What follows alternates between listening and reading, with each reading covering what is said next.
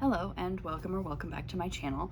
My name is Chantel and today I am going to be talking about the series The Rainwild Chronicles by Robin Hobb. This series is the fourth sub-series in the realm of the Elderlings by this author. And so I want to talk a little bit more in depth about this.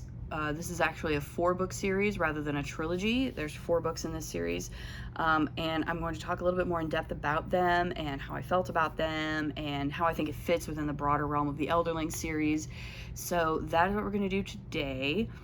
I will say, I'll try to keep things vague mostly, at least in the first part of this little discussion video, whatever, about how in terms of my review, in terms of spoilers, but I am going to just sort of lay on a blanket spoiler warning because I'm going to be talking about some specific characters and some specific character arcs and probably some specific plot points in this series of books that, if you haven't read this series or if you're still working your way through the realm of the Elderlings and you're not there yet, maybe hold off until after you've given this a shot before you actually watch this video.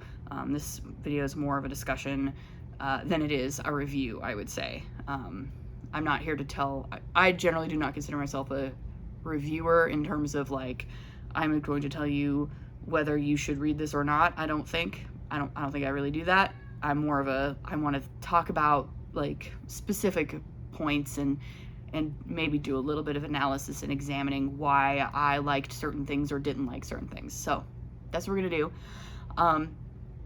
So at the top of this video, I do want to just sort of get out of the way, like, that I really liked this series. I really enjoy the entire realm of the Elderlings overall, I would say, so far for me. I'm not totally finished with it. There's still one more final trilogy to go in the realm of the Elderlings for me. But overall, Realm of the Elderlings for me is a 5-star series. I think it's pretty much perfect. It's exactly what I want from a deep, epic, big fantasy series with lots of great world building and just absolutely amazing character work. It's heavily character driven, most of it, and Robin Hobb's writing is fantastic. I think it's a beautiful series. I really enjoy it. And I will say that this specific sub-series I do have a few issues with, such that it sort of knocks it down a bit in my estimation. I would say, as I said in my last video when I wrapped up the past couple of months of reading for myself, I feel like this is probably going to be my least favorite of the sub-series in the realm of the Elderlings, simply because there's just a couple of things that keep it from being like the full 5 stars. This is absolutely perfect. Couldn't get enough. I have a couple of minor issues with it. Mostly, I think my issues stem from the fact that this is, despite the fact that it has 4 books in it rather than 3, the books are much shorter than any of the other books in the series, in the realm of the Elderlings. And, but it also has like it feels like there's a much bigger cast. And so we're not like spending as much time with each individual character, I feel like, than we have in the other previous series. And I think that is somewhat to its detriment. So overall, I would say, if you're looking for a star rating, the Rainwild Chronicles for me is probably a 4.5 star series, which is still really good. It's just not quite that perfect 5-star, oh my god, this was amazing, can't think of anything that I would change or do differently in this series. There are a couple of things that I have minor issues with that knock it down a little bit for me. So that's sort of my overall feelings about this. Again, I think the character work is fantastic. Robin Hobb's writing is excellent. The world building continues to be just bar none, like just absolutely perfection. Like, again, every time I read the next sort of sub-series in the realm of the Elderlings, I feel like not only are the characters so vivid and so memorable, but I feel like I learn another layer of information about this world that makes it that much deeper and that much richer and that much more fascinating. And this is no exception to that. In fact, I would say this series probably does almost as good a job at really deepening the lore and the politics of this world as did the Live Ship Traders trilogy, which was the second of the sub-series in this larger work. And so yeah, I really love all of the stuff with the dragons, especially in this series. The dragons are amazing. I love having the dragons there as characters in their own right, in a way that we've never seen before previously in the series. And yeah, so that's amazing too. So that's my sort of overall thoughts on this series. And yeah, again, for the rest of this video, like, I don't know that I can't generally tell, I don't know what would be considered like a minor spoiler versus a major spoiler in terms of plot points. Often I have a hard time with that. So like, just assume a kind of blanket spoiler warning. I don't feel like I'm going to be spoiling anything like massive in this series, but like, who knows? Maybe I will. I want to talk about it freely without having to worry about it. So again, if you're concerned about spoilers, maybe turn off this video and go watch something else and come back to this when you've read the series. So yeah, that having been said, I really like all of the characters in this 4-book series. I feel like there's probably too many characters for the word count. I think I might just be used to, first of all, Robin Hobb's other books, most of which are much, much longer than these, and have far fewer significant characters in them.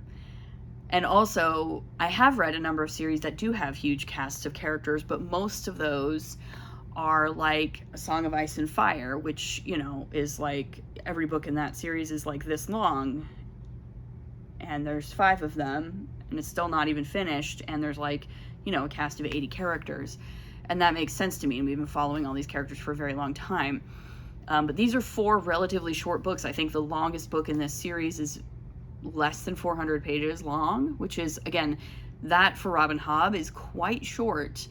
And yet we have a huge cast of characters. We have a bunch of new characters, including Alice and her horrible husband Hest, and her love interest, the riverboat captain, and all of his crew. And we also have the Dragon Keepers themselves, headed up by Thymara and Tats and Rapskull and some of the others. We have the dragons themselves, particularly Centaura and the others. A lot of, you know, they all have big personalities. Plus we have Hest and his little grouping. We have the Chalcedeans. And then we bring in other characters from the previous, the Live Ship Traders series. So like,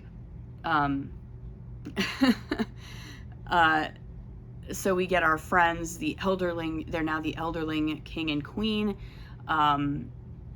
Rain and, oh my gosh, Malta, and also Malta's brother, the younger one. I can't even remember all the names. Like, there's so many characters in these books that I can't even remember all their names. And we even have cameos from like, you know, from even other characters, right? So like, it's bonkers considering how short these books are, how many characters we're following. And so I do feel like some of the storylines and character arcs feel a little, not so much rushed, as they just feel like I'm not spending as much time with them as I would like, and really digging into what's going on with some of these characters all the time, because we are jumping around so much, and again, for Robin Hobb, so quickly. Again, this is by Robin Hobb standards. This series just breezes by very, very fast. And the plot moves at, again, by Robin Hobb's standards, at a very breakneck kind of pace almost, such that it does feel like we're just not spending as much time with some of these characters as I would like to really understand their situations and get to know them and follow along on their journeys.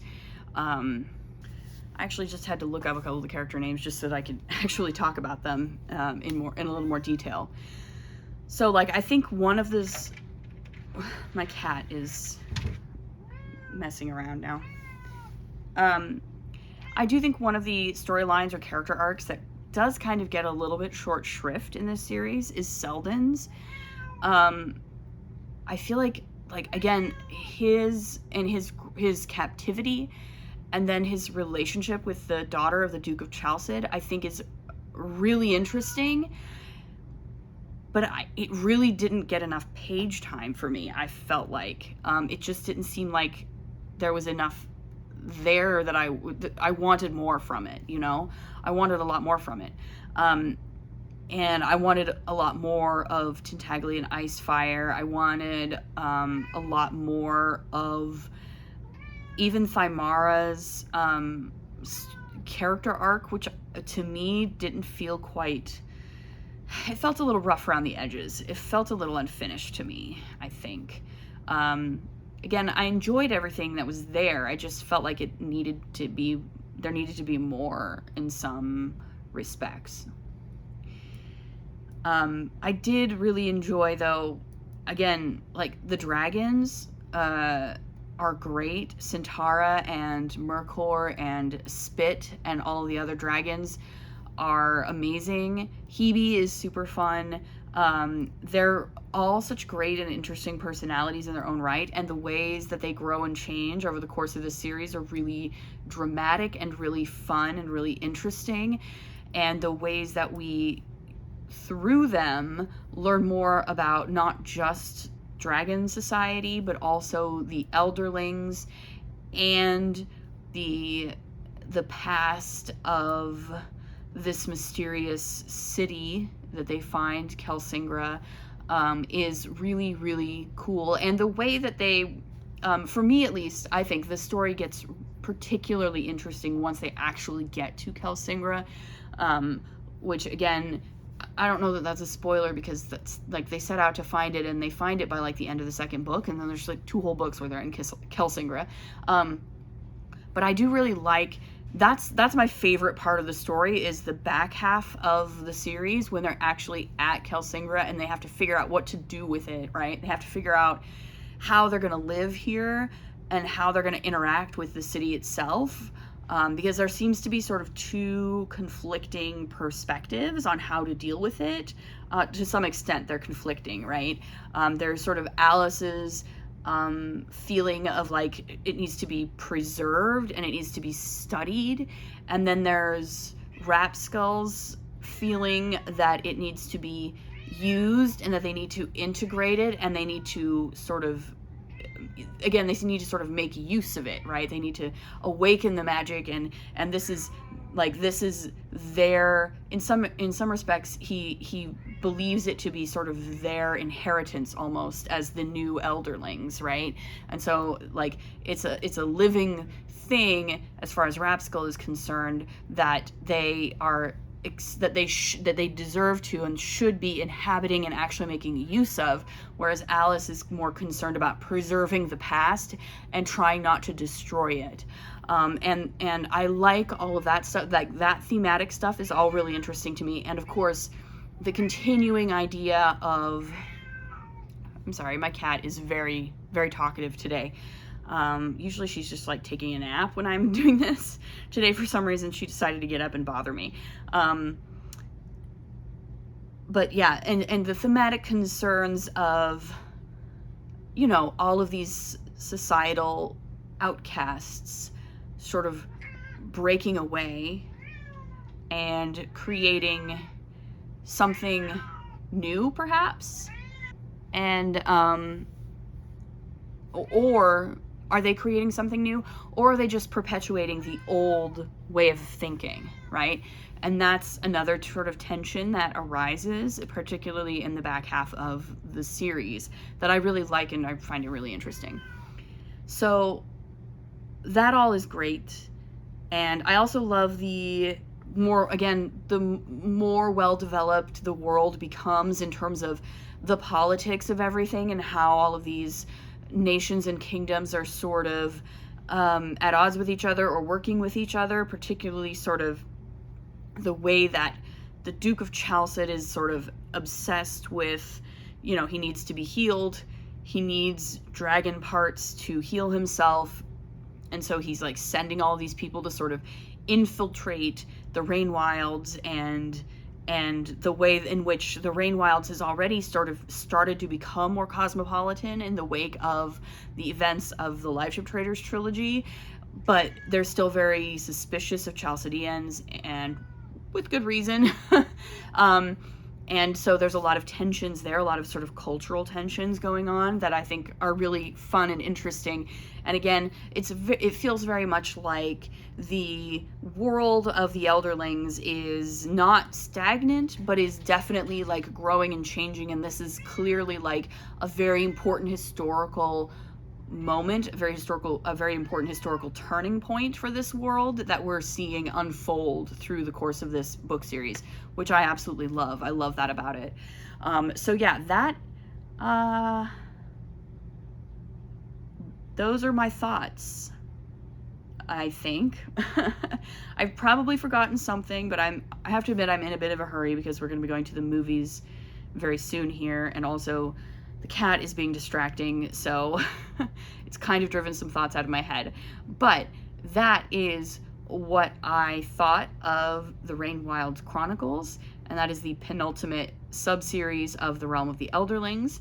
I am very much looking forward to the final trilogy, the Fitz and the Fool trilogy, which I will certainly be getting to very soon, and when I do, I will almost certainly be devouring it, even though I'm a little sad that it's the last part of this whole thing, because it's been a very, very enjoyable ride for me. So that's what I got. Yeah, what did you think of this sub-series of Realm of the Elderlings? Are you a Robin Hobb fan? Let's talk about it in the comments. Leave a like if you like this, subscribe if you want to see more, and we'll see you in the next one. Bye.